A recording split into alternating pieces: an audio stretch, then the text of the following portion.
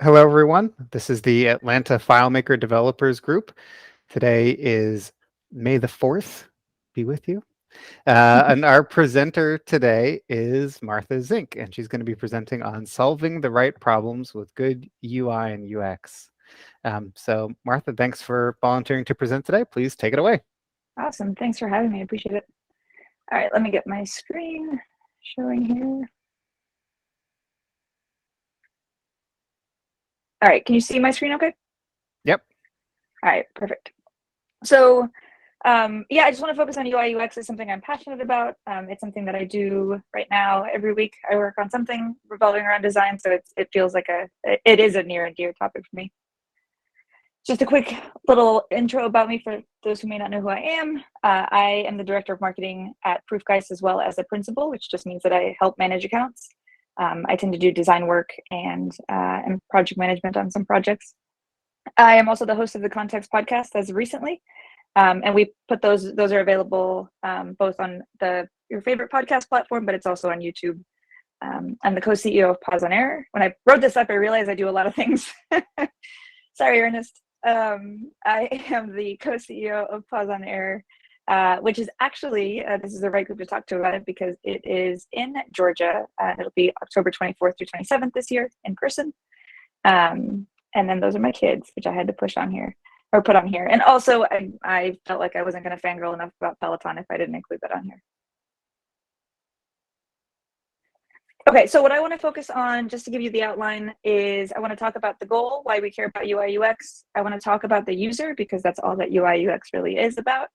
Get in the user's head, and then talk about how we translate this design idea into some engineering, some development in FileMaker.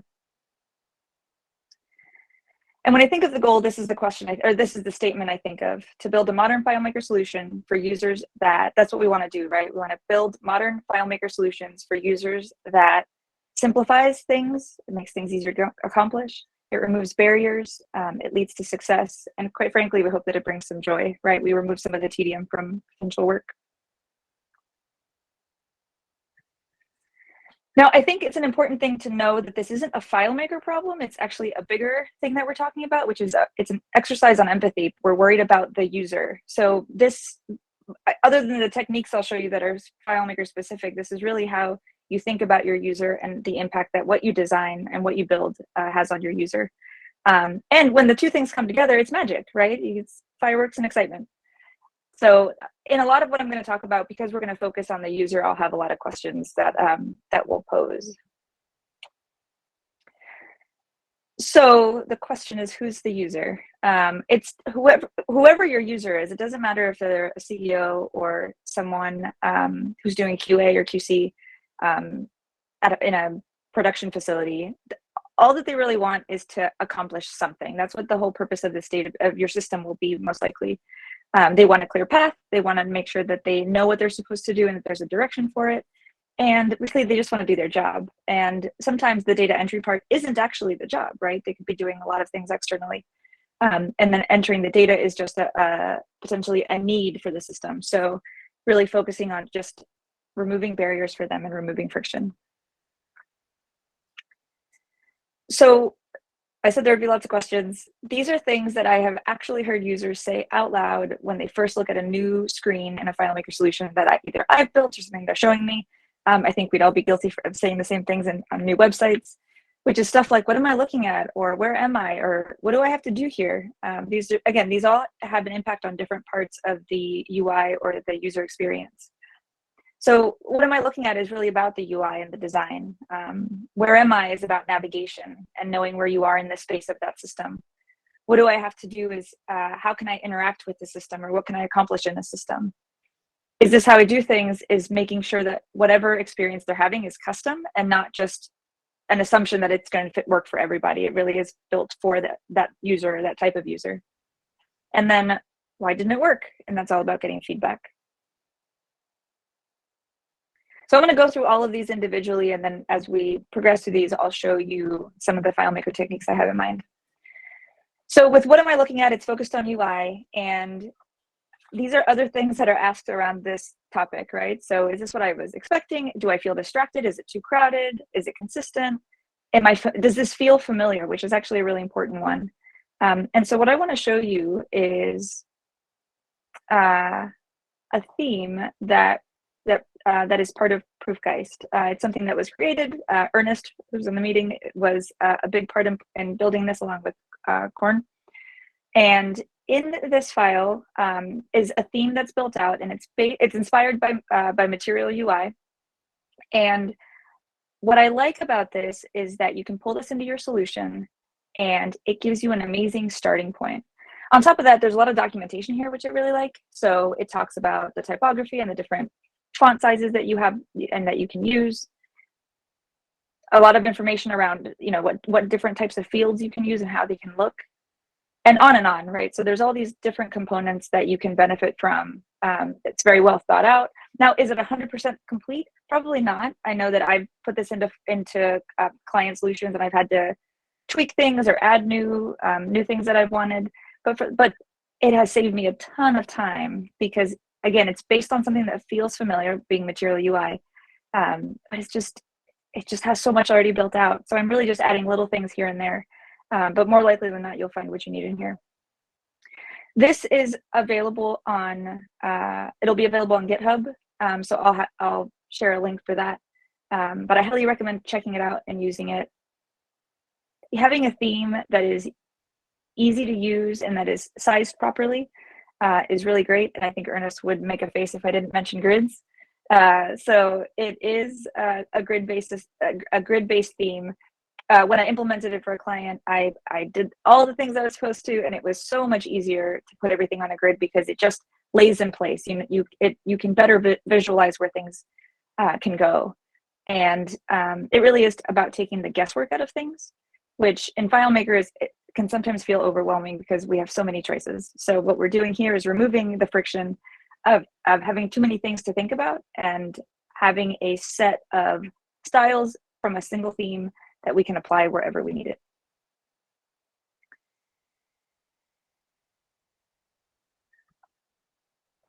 All right, so the reason that Mizu helps with, what am I looking at, is that it feels familiar, it builds consistency, or it's built off of consistency, especially if you stick to the way that it's designed, or if you make sure that you keep your styles up to date. It has very specific design standards, and like I already mentioned, it's off of Material UI. So then there's the where am I? So what is this? Is okay, now it's this pretty layout, sure, but there's more to it. So then it's like the where am I? And that's all about navigation. If you followed on Twitter, John Sindler and I got into an argument about time and direction. But I would, and maybe I shouldn't be arguing with the calendar person on how time and direction works, but when you're thinking about navigation in your system, there's multiple ways to think about it. There's the back and forth, which is sometimes what you do when you're in a workflow. But there are also other times where you're trying to navigate in and out of different parts of the system. So that's more like time warping or moving through different components. So some of the questions that users are going to ask, things like, how did I get here? Can I go back? When I was writing these questions, it felt like I was stuck in a box and very lost. How do I get to the next thing? And then can I bail, which I'll show an example of that later. So with navigation, what I want to talk about is this layout right here. And again, I kept these layouts as simple as possible to focus on the action at hand. So one of the things that is extremely common, iOS devices have done this, well, mobile devices have helped us with this, which is this idea of workflow and being able to go back. And so usually you can just create you can put a button here, but it's so helpful to know where you're going back to. And so in this example here, I've got this global variable called back button, and I would set it script side. So that means that whenever I navigate to this layout, I would say where I came from. So if I came from somewhere like the dashboard, then the script would say dashboard there and would also know which layout to go to. But if I came from a specific invoice, I can say I came from this invoice number, and I can show whatever information I want there. So as a user, I know where I can go from here if I need to go back from where I was coming from. There are some limitations to that technique because it's a single level back, the way that I've built it out. And I'll show you another example in just a minute. But what I want to also point out is this ability to transport or travel through time and space into some other part of the database. And so it's really common to have a hamburger menu. This is not always the right answer because you may be in the middle of a workflow. We wouldn't, for example, put it in a card window, right? Because in a card window, you're probably within some version of a workflow, and you don't want your users to escape that without some order. But if you have a system that, especially that is very broad, it's definitely not uncommon to have a card window to be able to just jump to another part of the system. Now on the back button, the other version I wanted to show you was something that came from Modular FileMaker, or at least that's where I got it from. And the idea is this navigation of going back and to basically move back and forth through the layouts that you've been through. So if I go to this layout 2 and now I navigate back, you'll notice that it knows to go to layout 1. And if I use the layout list to actually move and go to layout 3, it'll still remember that I was on layout 1. This technique is super cool, and what I like about it is that it is very easy to put in your solution. There's a slew of scripts that you'd need, but the way that this works is, and in this case I switched it to a button bar just for aesthetics, but there is this custom function that when, because it's conditional visibility, it has to calculate that, and it'll set a bunch of global variables. So if we look at the data viewer, you'll see that it tells me the windows that I have open, and then it'll tell me forwards and backwards where I'm going. And so it's doing some parsing to tell me which layout to go to. This one is multi-window friendly, which is really great. So it's just a really cool tool to give users an experience that they're used to on a web browser. Again, there, like anything else, there's some caveats because this isn't focused on any type of ID or what records you're on. So if you change your context too much, or well, if you change your found set as you travel through your system, that could cause some issues. But again, in a lot of other places, this is really cool and can definitely be useful. All right, let me jump back.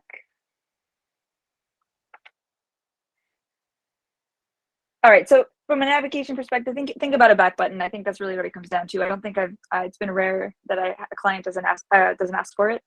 And then global navigation, so choosing when you want to show something like a hamburger menu is ideal.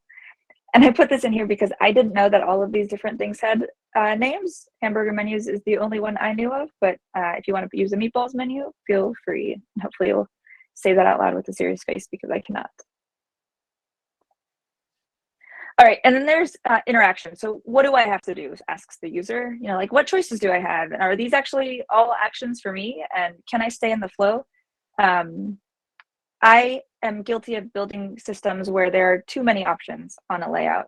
And so I think it's important that we show the right stuff at the right time.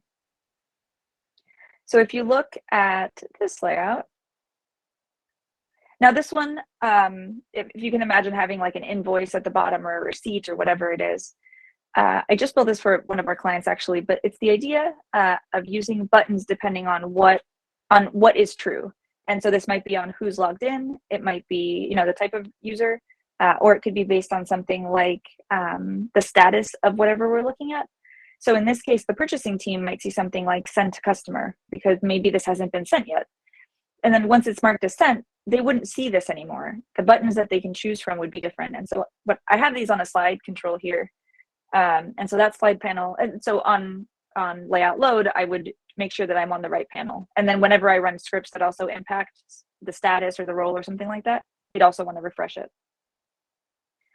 So something like the accounting team, when they receive it, maybe they see these buttons, right? Because the send to customer may not apply to them at all. And so we want to make sure that they are only seeing things that matter to them. One slight thing that I want to call out is that users will often want to know what's the right next thing to do.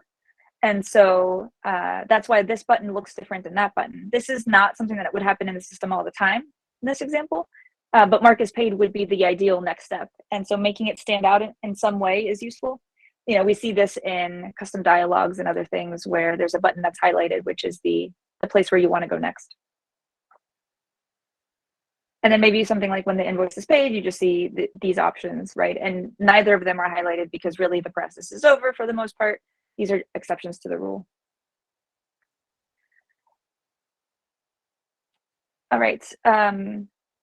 The other thing I have is around making sure that we are allowing users to work through the flow in the right order. And so I've got a simple invoice here, and it's all about selecting the contact. So again, we're focused on flow here. Now, this design here specifically is something that I would have probably on desktop and not mobile. So I want to call that out real quick, because again, mobile has different expectations, especially when you deal with all the apps that are built out there right now. But in this case, if I want to choose a contact, a picker is a great way to do that, right? It doesn't interrupt my flow. That list would probably be too long for a drop-down list. And so something like a card window can make it really, really easy. Now, one of the things that I think is important is to only give the choices that matter. So at this point, the only thing I can do is select a contact. Once I've selected a contact, it looks different now, right? And so I'm using conditional visibility to show the buttons that matter in this scenario. And so if I wanted to change the contact, I can go in here and just pick someone new. Or if I wanted to clear it, then it would take that out, and then it would show me the select button again. Does this take more development time and more design? Sure. Does it make the user's experience more straightforward? Probably.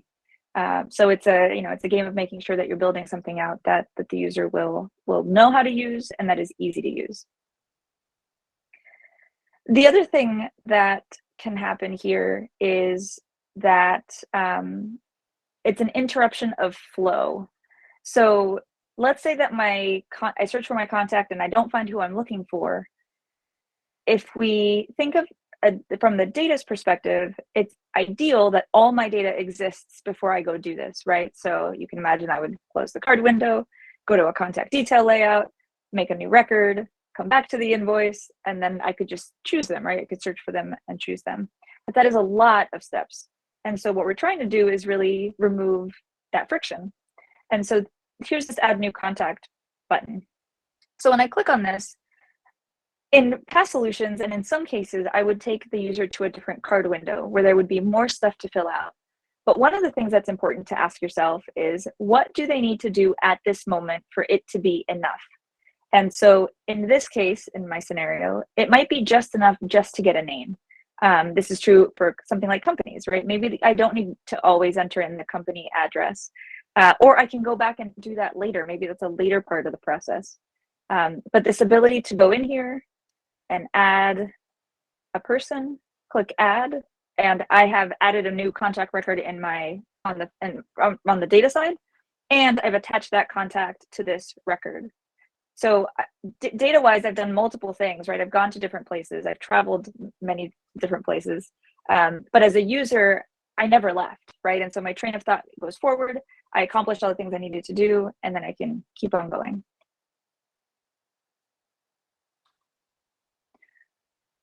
All right, let me jump back to my slide.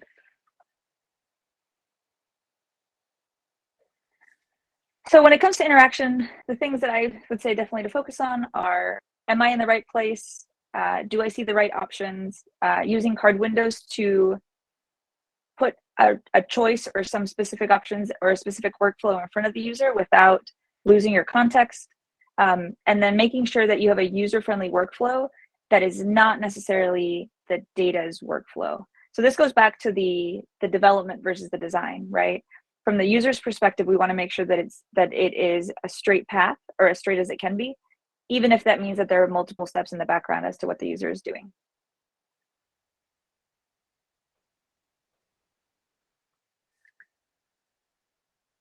All right, is this practical? So this is about the experience that a user has, and making sure that we aren't making a bunch of assumptions that don't apply to that specific user or that specific role for that specific system. So questions like, do I have to click a lot? Or is this really the easiest way most of the time? Why does this take so many steps? This isn't how I do things, not a question, but a feeling. And so making things practical, I think, is really important. Now, this came up recently for a client system that I was working on. I made certain assumptions about adding files to a solution. So what I did was, I even thought I upgraded it. instead of having a button to add a file and then have to navigate through the system, what I did was I created a drop zone. And so when you dropped it, it would add it to the portal, and you can go and add some stuff. But what the client told me was it is extremely common that they will be uploading more than one file at a time. So that's a custom experience, right? That's not true in every system, but for this specific case, in this specific world, that's what they needed. So I want to give a quick shout out to this file by Digital Fusion. This is web viewer based. It uses JavaScript, but it's this really awesome way of being able to drop files into a drop zone, but you can add multiple files and create multiple records at once. So if I go in here and drop these two in there, you'll see that my files get added. It created records. I can now go and add more data to them. So there's more customization that can come from here. There might be other questions you have to ask yourself, like when they add these files, do they need to add more data? Do they have to, populate a tag field or something? Do they need to change the file name? Do they need to attach it to a customer? That's all just more workflow stuff, right? But I love this just because it takes an expectation of how someone does things, how people do things on other systems, and brings it right into FileMaker. So even though it's not necessarily built right into FileMaker, it's absolutely doable. And it's important to ask those questions and make sure that you're making the right choices.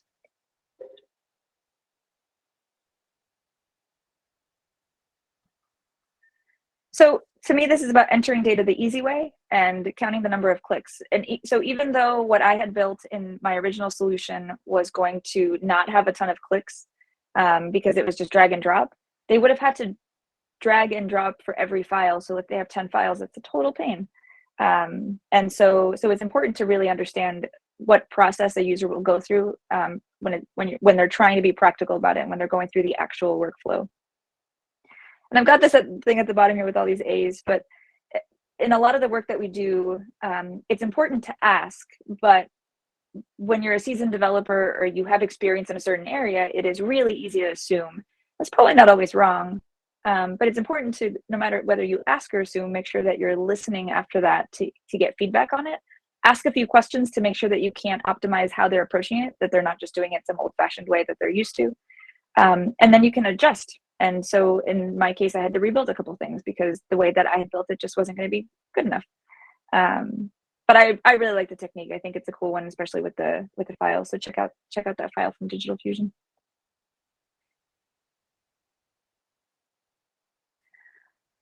All right, and then we've got why didn't it work? And this one comes up all too often, and this is all about giving the user the right feedback. So a user will say, did I do the right thing? Why did I get that error? What do I do now? And all of these things need answers. And actually, this is the place where there's probably the most friction in systems because users will, scrappy users will figure out where the buttons are and how to navigate the system. But when they run into an error and they can't get past it or they don't know what it means, that can definitely make or break someone's experience. Conditional formatting is a pretty common way of highlighting proactively. So, hey, this is a field that's empty and needs a value. So you kind of yell at the user to let them know that they need to do that. But there are other ways to yell at the user and let them know that there are problems. So if I go in here and I want to add a new contact, and so proactively, I've got asterisks on these placeholders, right? So presumably we all assume that means that it's required. It could be louder. It could definitely be more obvious. But if I choose to ignore it, this is one way to show an error message, which is just to have, in this case, I have a global variable that gets set with my error text. And then my user gets some feedback so they know what went wrong. The other version that I had was a more traditional version. Let me just open that up real quick, which was to just use a custom dialog, which is fine too. But to me, custom dialogs feel a little more intrusive. So if I go in here, try to add someone new, a first and last name are required, right? So I get a dialog, it's obvious that there's a problem, then I need to do something. But I like this refinement of being able to use stuff that's already on the layout. And like a lot of the things that I'm showing, it mimics what other people do on the web. And so it's not unexpected to see something like text on the layout show up. Oops. So let me open this up again. So all that's happening there is that it is checking for the values, making sure that both of those are populated. I think to take it to the nth degree, especially on a layout where there are a lot of fields, I think it's important to be really specific about what's missing. So this one tells you first and last name are required. Maybe it should just say last name is required, right? Because it does have a first name, especially if you've got a lot on the layout. Again, does it take more effort? Does it take more scripting or more logic and calculating? Yeah, it does. But there are ways to maximize that. You can use custom functions and other things. But again, it's not about the developer and the time so much as it is for making sure that the user has a really streamlined experience. But if I go in here, put everything right, click add, my variable gets cleared, just make sure that it doesn't show up again, and then it works just fine. The layout's not too fancy, but let me show you what I did there. It gets cleared on the way out, or on the way in. So here I have a slide control, and that add new contact button is the default on this default panel, and then the fields are the ones that come up on that second one. One of the things that I had mentioned on the other slide was the ability to bail, and this is a really basic example of that. But it is pretty important in some systems to be able to go backwards and to undo something you've done.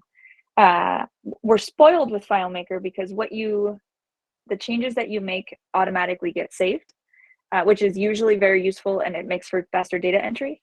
But sometimes you're modifying something you don't mean to, you realize you're on the wrong record, whatever it might be, and you need to go back. These two fields here are global fields, so they're in a utility table, and I haven't impacted any real data, so that if I'm in here and I hit cancel, it's just going to take me back to that other panel. There's no other, I didn't create any data, it just clears those fields, and now I'm off to go do whatever I want. I know in the past I've created records and had to delete them. There's nothing wrong with that, so much as it's just cleaner to not have created those records to begin with and to let your users manipulate things in advance. And if you think of that, expanding that for a little bit, you could imagine if there was an edit button here and I wanted to edit Harley's record. Maybe her name is misspelled. When I hit edit, maybe we populate some global fields with the values that I can edit. And that way, if I change something and I hit cancel, it would just revert back. I never changed the record, so it would just look like I didn't do anything. Versus if we're modifying the record itself and we commit, click on the background, whatever it is, then it would get committed and it's much harder to go back.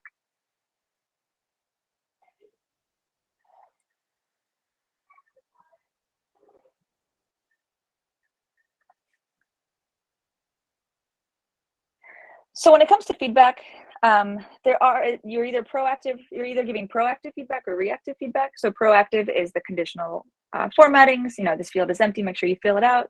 You could have asterisks on things. You could have labels that say required or optional, depending which way you're going. So there are ways to be proactive so that your user knows what they're getting into.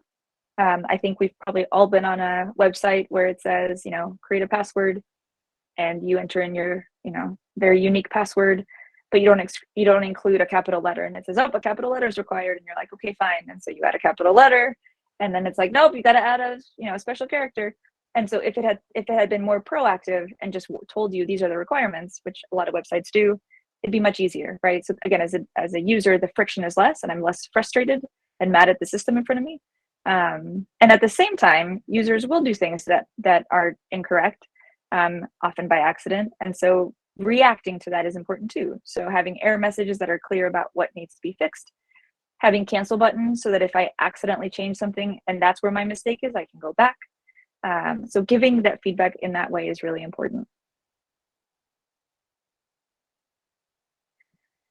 So this is just a quick slide to cover all of the different versions that we talked about. So there's UI, we've got that theme, Mizu. I'll be sharing a link to that. And again, it doesn't have to be this one theme, but it's a really good one. It has a lot behind it. A lot of time has been invested in it, and I think it's pretty solid. So I would highly recommend looking into it.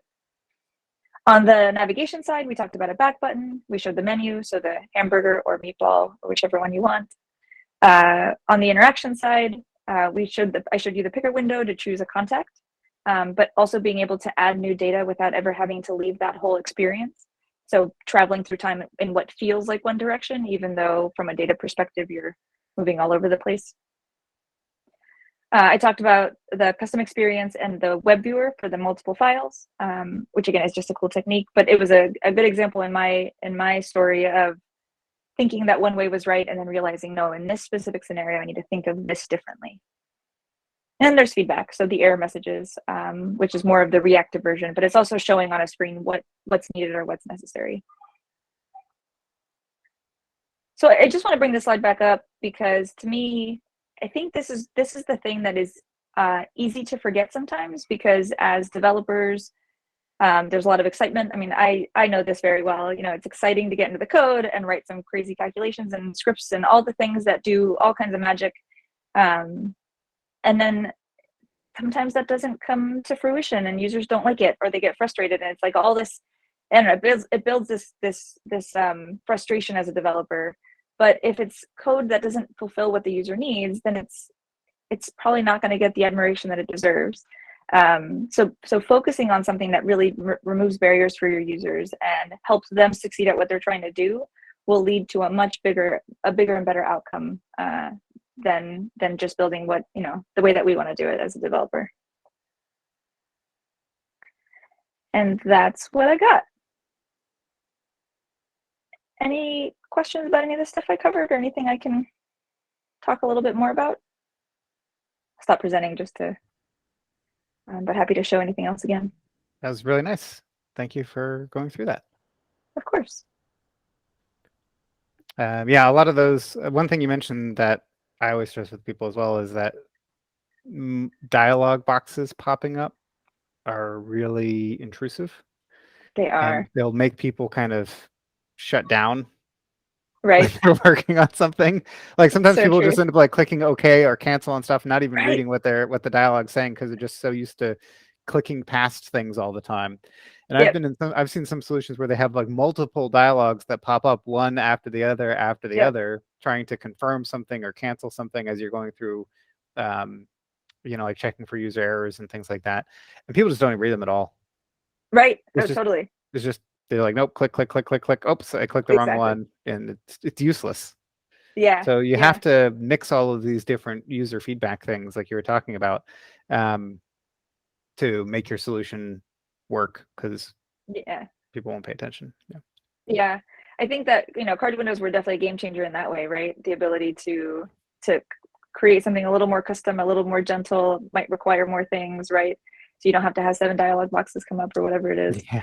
I didn't put it in this presentation, but I have strong opinions about what your options are in a custom dialog when it's the best thing to do. So make sure that your answers match your question. So like don't give okay, continue when it's a yes or no question, right? Because those don't match in concept.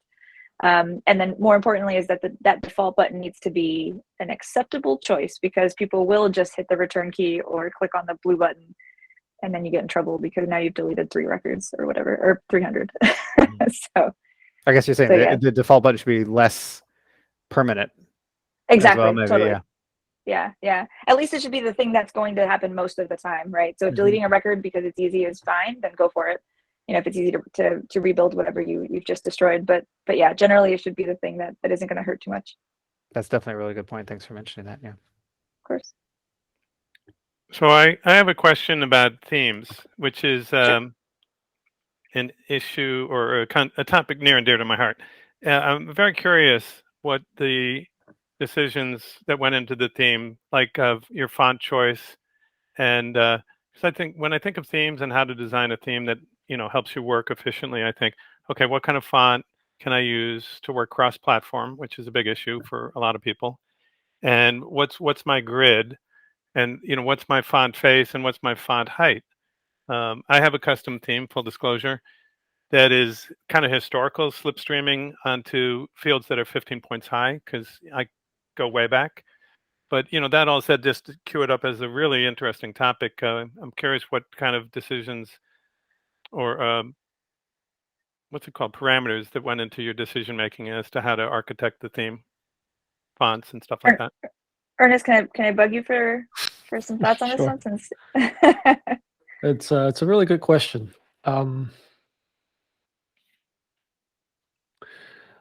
I think when we were designing our theme, the goal wasn't to make it backwards compatible completely with existing FileMaker themes, which was a painful thing to do because to do that would have been an enormous lift, right? So we got close. We actually started with the classic themes, and then I think we adopted minimalist as the base theme before we completely hacked it. So the font metrics and whatnot somewhat carry over, but a couple iterations afterwards, it was just too hard to maintain. So we sort of abandoned a lot of the classic, carryovers and whatnot.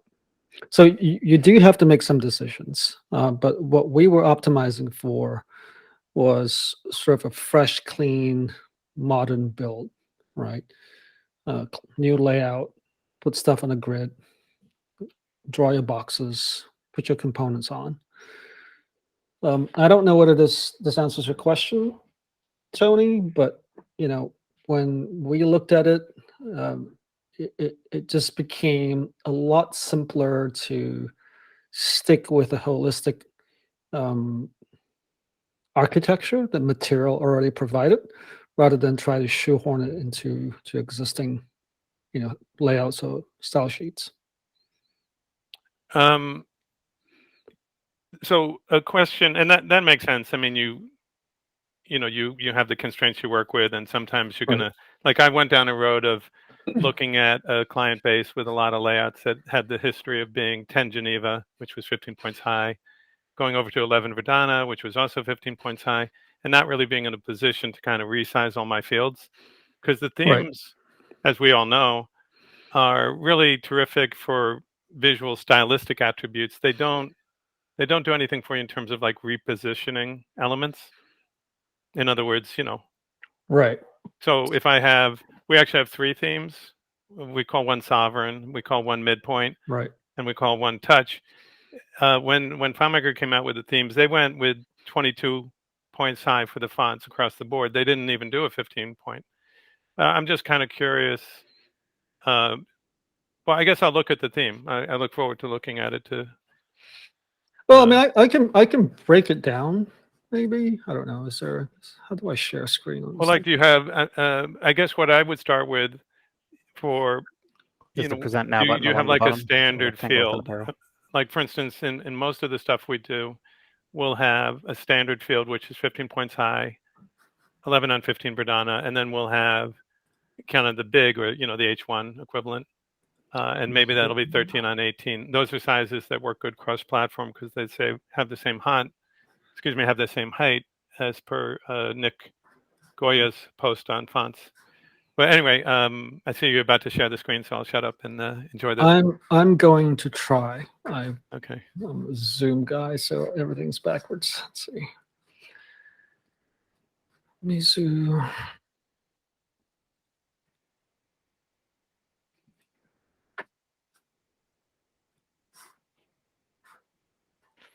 And I will say, while you're doing that, from what I've heard, with my ear to the ground, going to a lot of user group meetings, there's a lot of layouts out there still on Classic. Yes. Which is kind of interesting, considering, actually became available in 13, and we're at 19 now. So, Martha, can you share your screen with Mizu open? Sure. So I don't have system preferences set up for sharing. Oh, got it. Okay. Yeah, let me just get it open.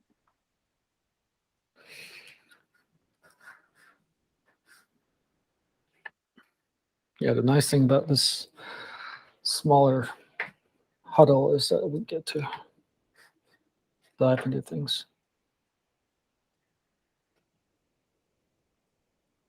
All right, where should I go?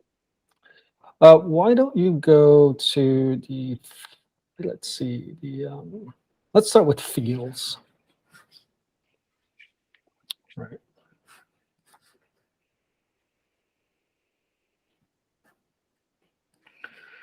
So if you look at those objects, Tony, I think we have those set to 36 points or 36 pixels. And so this is sort of a conventional desktop theme that works pretty well on touch. So the metrics are a little larger, and it and the decisions around, what size you use for the height of the object is all based on the grid, right? So if you go back to our first assumption, our first principles here, we have a grid here that's based on an 8-point minor grid space, or 8-step minor grid space, and the 64-point grid. So that's really the basis of it. So everything else becomes multiples of that, so that things fit pretty neatly, right? Then it's just a question of what's a comfortable metric for you to make it, to make the affordances large enough for modern look and feel, and to fit within sort of the general grid layout format. Cool. Yeah, and I think the cross-platform issues are taken care of, because the ones that I mentioned, which are historical, dating back to the times when monitors were small. Now we have bigger monitors, so we have bigger fields, which is quite natural. Yep. And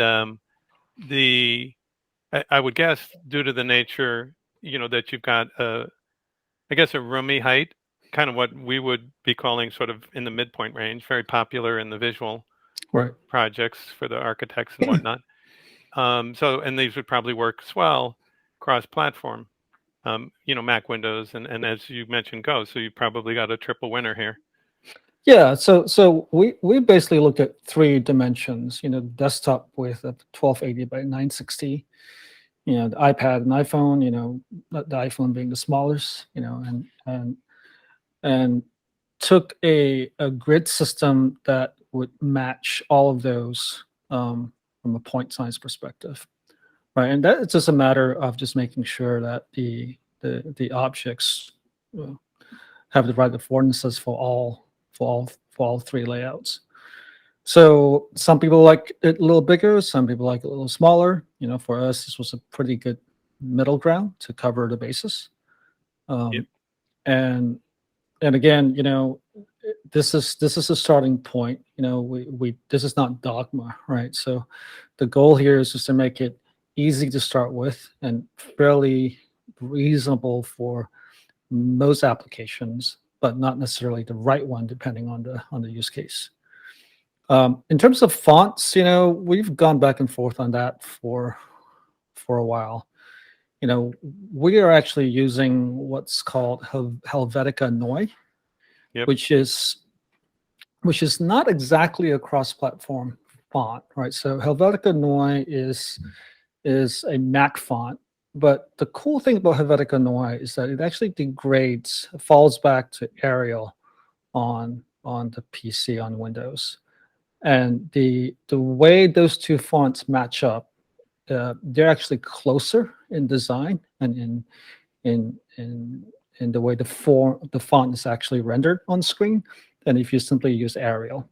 So that's just a compromise we made. So if you use Helvetica Neue on a Mac and it degrades down to Arial on the PC, it actually looks almost exactly the same, both in terms of the height and the width. So that becomes a standard, cross-platform font. You can use Verdana, you can use Tahoma, you can use some of the older fonts. We just don't really like it. It doesn't look very modern, so here we are. Yeah, no, I think that's I like you mentioned the degrading, the font map, which somehow the platform maintains internal. Yep. And then you mentioned the popular fonts that I've seen in the cross-platform, the Verdana and the Tahoma. Yeah, I mean, we're still waiting for FileMaker to adopt more modern, web-based font engines. To be able to use Google Fonts or anything like that would be fantastic, but we're not there yet.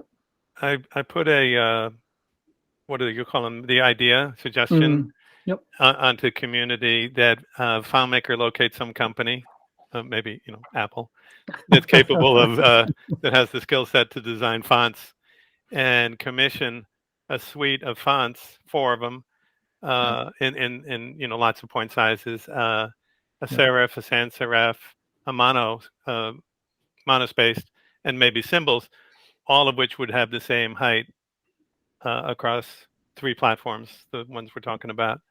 I thought it was a pretty good idea. You all want to vote it up? Good idea. I think I did vote that up. Oh, good. Yeah. Anyone listening? Vote it up.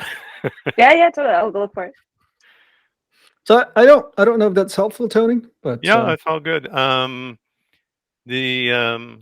that's good. Now I'm going to look at. I took some notes here. I'm going to try and come up. I'm going to be quiet. Someone else has got a question, but let me see. I think I have one more.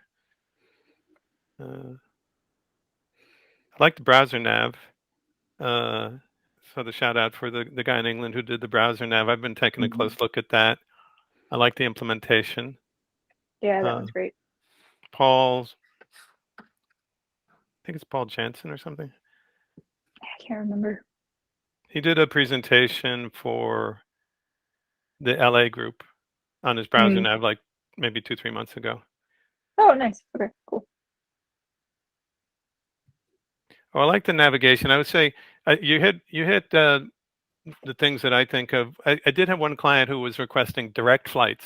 He called them direct flights, which was, say you have a multi-file system, and let's say you're in a cash receipt file, and he wants to be able to, with a single click, jump to invoices. So just one more flavor of navigation, Yep,